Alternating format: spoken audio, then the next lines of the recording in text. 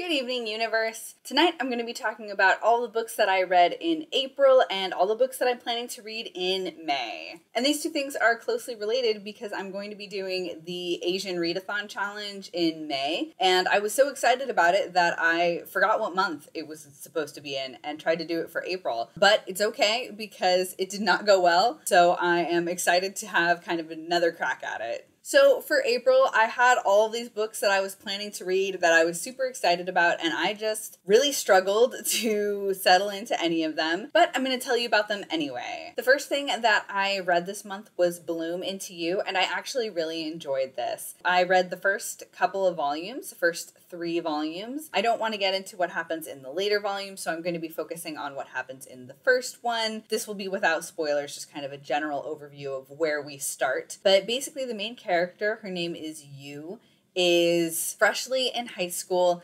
and at the end of her middle school, she might be in junior high school. Either way, she's just started going to a new school. I think she's in high school. And at the end of last year, somebody confessed their feelings of love for her.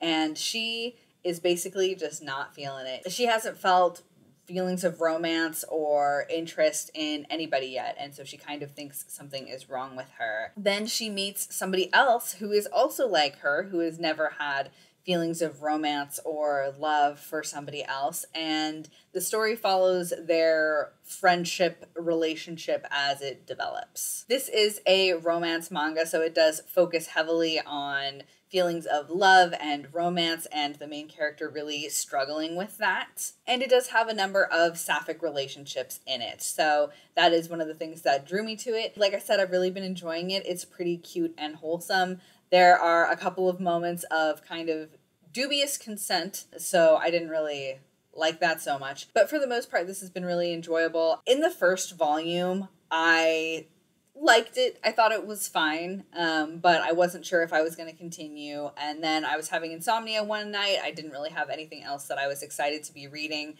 So I went ahead and picked up the second volume and started to read it. And you get information in a character's backstory that has to do with some trauma that that character experienced and how that informs that character and their motivations. And once that was introduced, I was much more interested in the story. So if it seems a little bit slow to start, I would recommend continuing through it. To me, so far, it's giving me a definite fruits basket type vibe, but it is much shorter. I believe it is only 10 volumes long. The only reason I haven't continued with it is because I'm waiting for volume 4 to be available at my local library. So this series was definitely a success for me, and I am really excited to continue it. However, I did say earlier that I kind of struggled this month, and that is actually the only thing that I finished in April. So everything else that I list is a DNF, and with some of them I didn't even get very far, but I'm going to talk about those and kind of the reasons that I set them down. So the next thing I picked up after this was Monstress by Marjorie and Takeda. This is a very beautiful looking comic set in a maybe post-apocalyptic, definitely dystopian kind of world. And I did not get very far into this. As I said, this was a DNF. But what drew me in was the gorgeous art. It has like this Art Nouveau kind of style, and it is just beautiful. This is a very much for adults comic, and it definitely was too dark for me. I picked it up and read a couple of pages, and that was pretty much enough to solidify that this is just a little bit too serious, deals with things that are a little bit too heavy for me. In the first couple of pages, the main character is being auctioned off. It seems like she's doing this on purpose. She's like set herself up to get in somewhere, to do something. Obviously, I don't really know too much of what's going on because I didn't get very far, and it just seemed like it was going to be way too dark for me. So that's the reason that I ended up setting this down, even though it seemed to have an interesting concept. I don't exactly remember what the concept was now that drew me in, but it seemed interesting. If you like really dark, sort of fantastical dystopian worlds, maybe this would be for you, especially Again, if you look at that art, it is really gorgeous and it kind of kept me going even though it was so dark. I just wanted to see more panels because a lot of it was so beautiful. But unfortunately, it's just a little bit too heavy for me. So this didn't really seem like my style, so I went ahead and DNF'd it. Next, I picked up The Daughter of the Moon Goddess by Su Lin Tan. And I was really excited for this. The cover is absolutely gorgeous, and I'd heard good things about it, so I went ahead and picked it up. And this guy I did not get very far with. I think I finished the first chapter and started on the second chapter, and there was nothing wrong with it. I just wasn't able to connect with any of the characters or the setting. It does seem very beautiful and I was somewhat interested. I just wasn't able to really like dive into the story. I didn't feel really immersed. So I went ahead and set this one down. This is one that I might get back to. I was really tired throughout a lot of April and I had a lot of other non-reading stuff going on. So it could be just that I wasn't in the right headspace for it at the time. And I do want to give it another shot later because it seems really interesting. There were definitely components of it that I was interested in. There was nothing that I found particularly off-putting or anything like that. It just wasn't working for me at the moment. And the next thing that I picked up was The Girl Who Fell Beneath the Sea by Axie. This one I was so excited for. I have heard so many fabulous things about this book. I've heard that it has like Spirited Away vibes, that it is just really immersive and beautiful and fascinating. It has this excellent, amazing underworld that you travel through. And once again, I just could not connect with it. I read, I think, about 100-ish pages. I got like decently far, I would say. But this was, once again, I just wasn't able to really settle in with this book. There were things that I liked, but I didn't really feel super attached to the characters. I found myself losing track of the characters. Like somebody would be introduced and then come back later and it would be like, we're supposed to know who these are, but I barely remembered them. And again, I really don't think it was the book. I think it was me. So this is another one that I might try to read again in the future, but I'm just not feeling it right now. I need some time away from it. But that was everything that I attempted to read in April. Fortunately, I have started reading another book. I am a good chunk into it. I'm really excited to continue reading it. And so I'm feeling like I was maybe having another reading slump in the middle of April, and now I'm starting to come out of it again. So hopefully I can do the Asian Readathon properly in May and have a really good time of it. I do have a couple of books lined up that I am really excited for, and I'm going to tell you about those right now. So the Asian Readathon is created / hosted by With Cindy, if you don't know about it. But basically the idea is that you read books only by Asian authors or about Asian characters, and all of the books that you read have to be from an author of different ethnicities. That way you're reading more diversely. There are also a handful of challenges to follow along with. So I picked out 5 books for this. Only 3 of them count towards the challenges, but they're all by authors of different ethnicities, and they're all Asian. I combined several of the challenges for the first book that I'm going to be reading, and the challenges that I combined were read a book featuring a friendship between Asian characters and a book focused on self-discovery. So for these 2 challenges, I'm going to be reading The Lonely Castle in the Mirror. Now, I'm not positive that this is going to be about self-discovery, but it definitely seems that way from what I've read so far. It definitely seems like it's going to be about friendship because this book is about a young girl who has been bullied so ferociously that she has had to drop out of school. And I've read the first like 25 pages.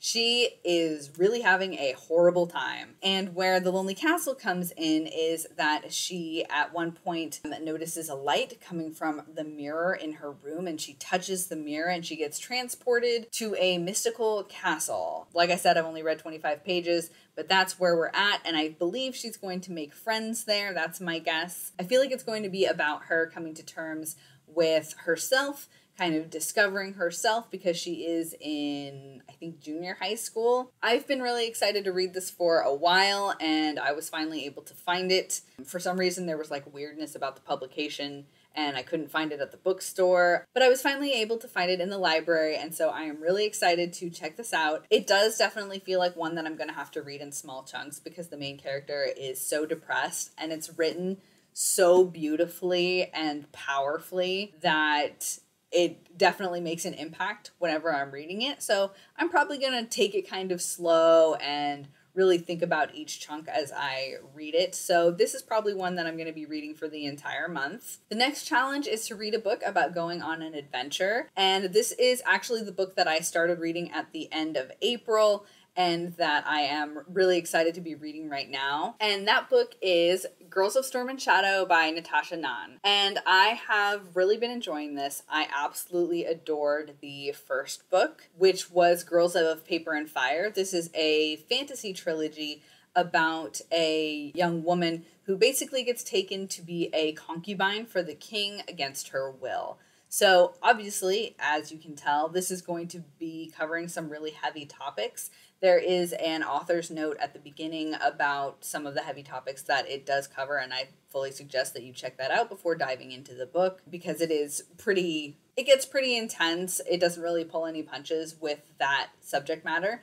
And that continues in this second book as well. There are definitely some traumatic events that occur in the first book, and there's kind of a discussion of how the characters are dealing with those traumatic events in the second book in particular, at least as far as I've read so far. So definitely keep that in mind. And in this fantasy world, there are 3 casts: the paper cast, the steel cast, and the moon cast.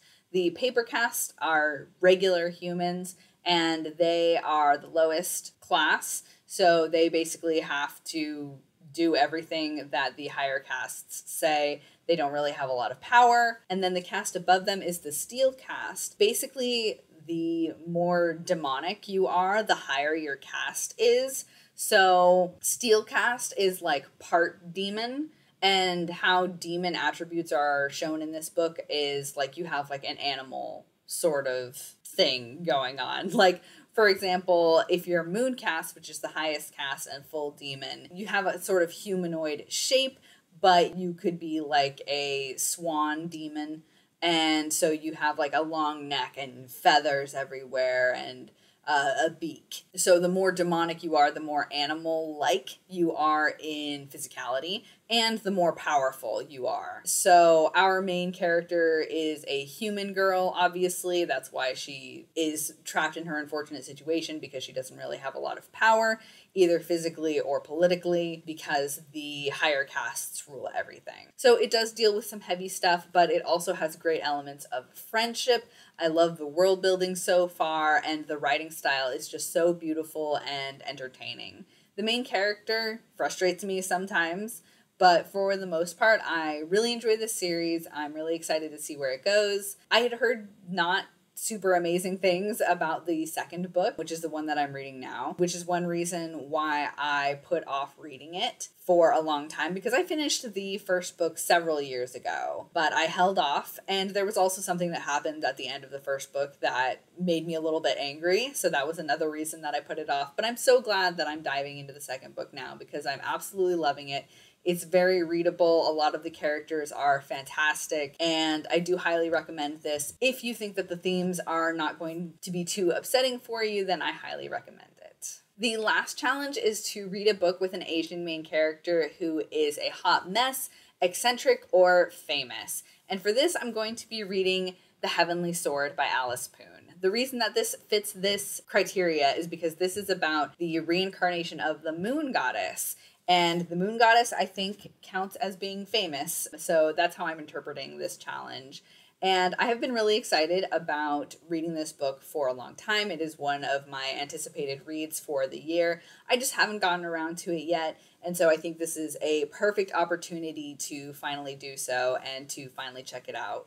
My wife read it and absolutely loved it, and I'm really excited about it. I did say, though, that I have 5 books for this. Those were all the challenges, but if I have more time, there are a couple more things I would like to read this month. And one of those is going to be The Jasmine Throne by Tasha Suri. That is another book that I've just been really excited for. I've heard great things about it. I love the covers. I believe it's sapphic, and it's an adult high fantasy, and I'm just really excited to check that one out. If I have time, I'll be diving into that. And if I still have time after that, I may also read Vial of Tears by Bishara. And this particular one is about a pair of sisters who have to deal with the Phoenician underworld, which I thought sounded really cool, really interesting. It's set, I believe, in modern day, and then the fantasy elements get introduced. So I'm excited to check that one out too. I don't know if I'll have time to get through all of these books, but if so, those are all the ones that I plan to read. I am really excited for this month, especially because last month did not go so great for me. I do think this month it's going to be a lot better, and I'm really excited to read all of these books. Let me know down below if you're going to be doing the Readathon, what you're going to be reading in May, and hopefully you had a better month than me in April. Either way, thank you so much for hanging out with me,